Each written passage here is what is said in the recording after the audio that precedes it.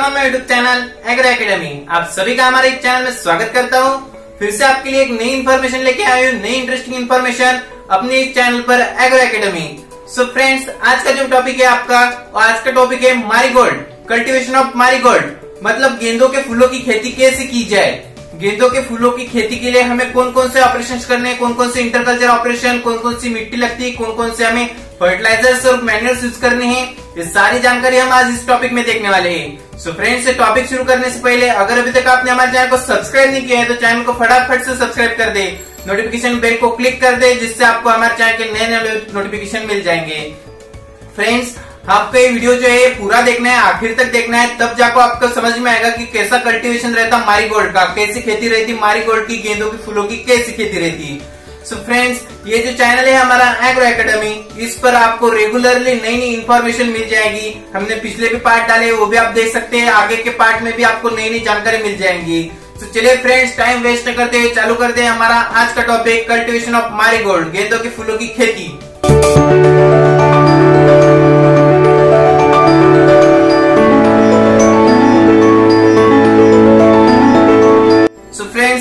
ये जो मैं टॉपिक लेने वाला हूँ आज, ये एग्रीकल्चर की डिग्री के स्टूडेंट्स के लिए भी इम्पोर्टेंट है और फार्मर्स के लिए भी इम्पोर्टेंट है। सो फ्रेंड्स, हम फर्स्ट पॉइंट में देखेंगे क्लाइमेट कैसा लगता, कि इसकी खेती के लिए हमें कैसा क्लाइमेट जरूरी है। तो मैरीगोल्ड की खेती के लिए, गेंदों की फूलों की खेती के लिए हमें जो ये चाहिए, क्लाइमेट चाहिए, वो क्लाइमेट है hot, dry and humid. Hot, dry and humid, ये जो क्लाइमेट है, ये क्लाइमेट सुटेबल है कल्टीवेशन ऑफ मैरीगोल्ड के लिए। और ये जो मैरीगोल्ड का कल्टीवेशन है, ये मैरीगोल्ड की जो खेती है, ये जनरली ट्रॉपिकल एंड सब ट्रॉपिकल रीजन में ली जाती है। मतलब जनरली जो है इस रीजन में ही ली जाती है, ट्रॉपिकल एंड सब ट्रॉपिकल, क्योंकि ट्रॉपिकल एंड सब ट्रॉपिकल इस रीजन का जो क्लाइमेट है वो हॉट, ड्राई एंड ह्यूमिड रहता, जो कि बहुत सुटेबल है कल्टीवेशन ऑफ मैरीगोल्ड के लिए, मतलब गेंदों के फूलों की खेती के लिए। सो फ्रेंड्स, आपको क्लाइमेट का पॉइंट समझ में आ गया है। क्लाइमेट में आपको टेम्परेचर कितना चाहिए, एवरेज टेम्परेचर, ऑप्टिमम टेम्परेचर कितना चाहिए। तो ऑप्टिमम टेम्परेचर लगता है आपको 15 से 29 डिग्री सेल्सियस, मतलब 50 to 29 डिग्री सेल्सियस का आपको टेम्परेचर है। ऑप्टिमम टेम्परेचर लगता है आपको 15 से 29 डिग्री सेल्सियस। सो फ्रेंड्स, ये होगा क्लाइमेट का पॉइंट। क्लाइमेट में देखा हमने कैसा क्लाइमेट लगता, टेम्परेचर कौन सा लगता।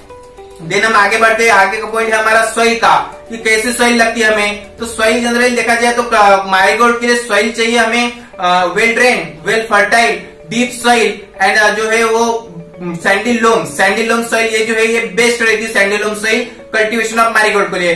Well drain, well fertile, deep soil and then sandy loam soil, ये जो सॉइल है ये बेस्ट है एकदम मैरीगोल्ड की खेती के लिए, गेंदों की फूलों की खेती के लिए। और कौन सी सॉइल नहीं चाहिए, तो जो सॉइल नहीं चाहिए वो है saline and acidic soil. Saline and acidic soil जो है वो डेंजरस है मैरीगोल्ड की खेती के लिए, गेंदों के फूलों की खेती के लिए। ये सॉइल हमें रखनी नहीं है। कौन सी, सलाइन एंड अल्कलाइन। सो आपको सॉइल टेस्टिंग जो है वो अच्छे से कर लेनी है, लैब से सॉइल टेस्टिंग के लैब होते हैं, उससे आपको सॉइल की टेस्ट कर लेनी है, आपके खेती की सॉइल कौन सी है, कैसी है, तो फिर आपको उसमें मैरीगोल्ड की खेती करनी है।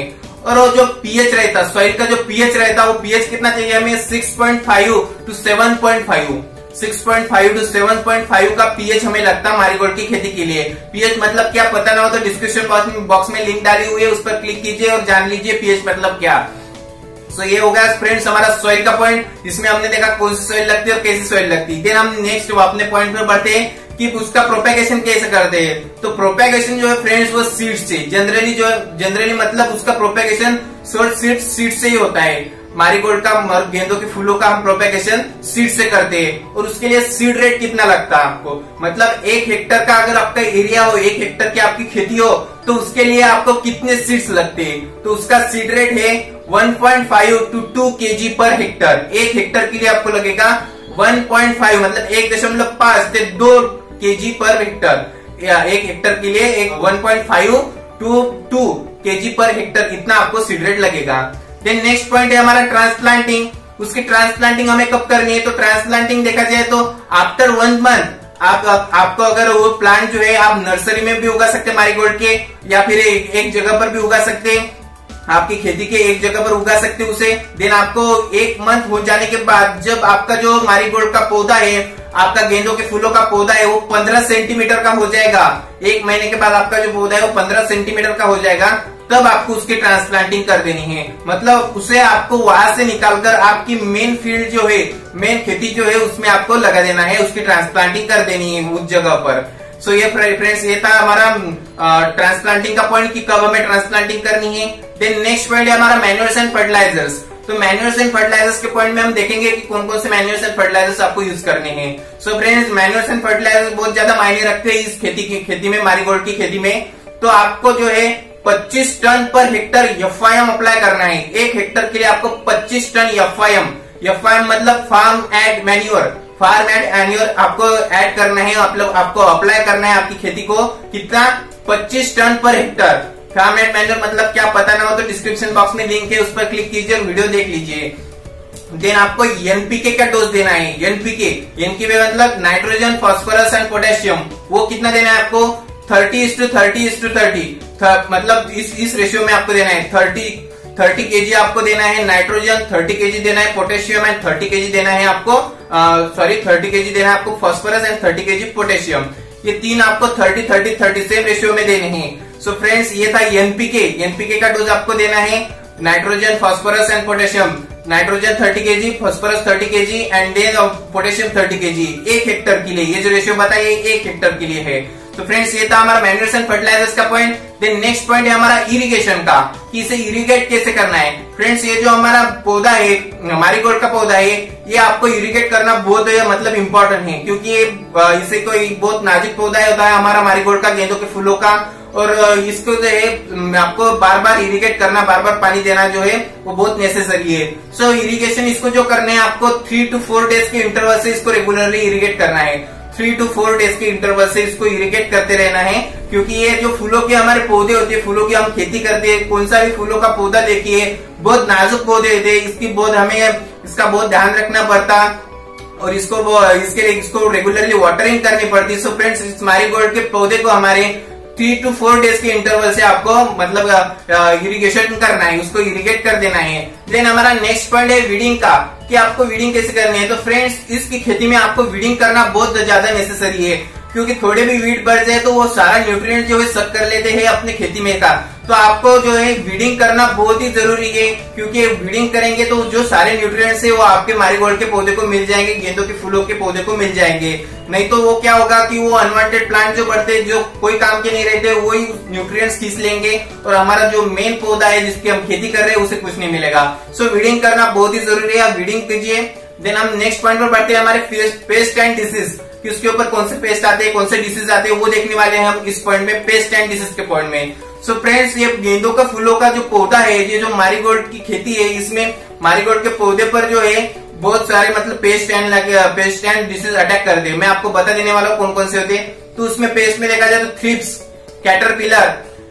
कैटरपिलर, देन स्पाइडर, ये जो है मेनली अटैक करते हैं अपने मैरीगोल्ड के पौधे के ऊपर। Thrips, caterpillar and then spider, ये मेनली अटैक करते हैं। और डिसीजेस कौन कौन से आते हैं? तो डिसीजेस में देखा जाए तो रूट रॉट ये डिसीज आता है। लीफ स्पॉट, ब्लैक स्पॉट, ये डिसीज मेनली आते हैं अपने पौधे के ऊपर। कौन कौन से? Root rot, leaf spot, black spot, ये मेनली डिसीज आते हैं मैरीगोल्ड के पौधे के ऊपर। तो इसके मैनेजमेंट भी होते हैं। इसका आप मतलब एग्रीकल्चर के कोई भी शॉप पर जाएंगे तो इसके मैनेजमेंट के लिए आपको पेस्टिसाइड्स वगैरह मिल जाएंगे, इंसेक्टिसाइड, पेस्टिसाइड मिल जाएंगे। उसका आप स्प्रे करेंगे तो आपके ये जो इंसेक्ट, पेस्ट एंड डिसीजेस है ये खत्म हो जाएंगे और आपका पौधा बहुत हेल्दी हो जाएगा।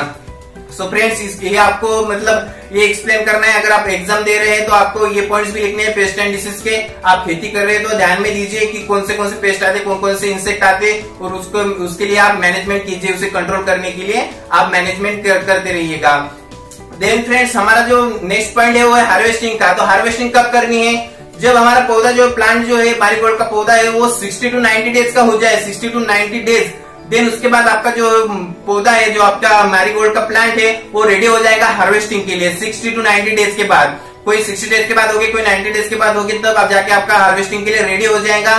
सो फ्रेंड्स आपको 3 डेज के इंटरवल से उसके फ्लावर्स को पिक करना है, उसकी हार्वेस्टिंग करनी है। 3 डेज के इंटरवल से उसके फ्लावर को पिक करना है। सो फ्रेंड्स ये था हार्वेस्टिंग का पॉइंट। देन नेक्स्ट पॉइंट देखते हैं यील्ड, कि हमसे आपको इससे यील्ड कितनी मिलती है। इस खेती करेंगे, आपको मैरीगोल्ड की खेती करेंगे तो आपको इससे कौन सी यील्ड मिलती है और कितनी यील्ड मिलती है। फ्रेंड्स मैं बताता हूँ आपको कैसी यील्ड मिलती है। तो 6 से 10 टन पर हेक्टर एक हेक्टर में आपको 6 से 10 टन मतलब 6 to 10 टन पर हेक्टर आपको एक हेक्टर से 6 से 10 टन का आपको यील्ड मिलेगा। और क्विंटल में बताया जाए तो 90 to 140 मतलब 90 to 140 मतलब आपको क्विंटल में इतना यील्ड मिलेगा। 90 to 140 क्विंटल पर हेक्टर, ये आपको क्विंटल में मिलेगा। टन में देखा जाए तो 6 to 10 टन पर हेक्टर।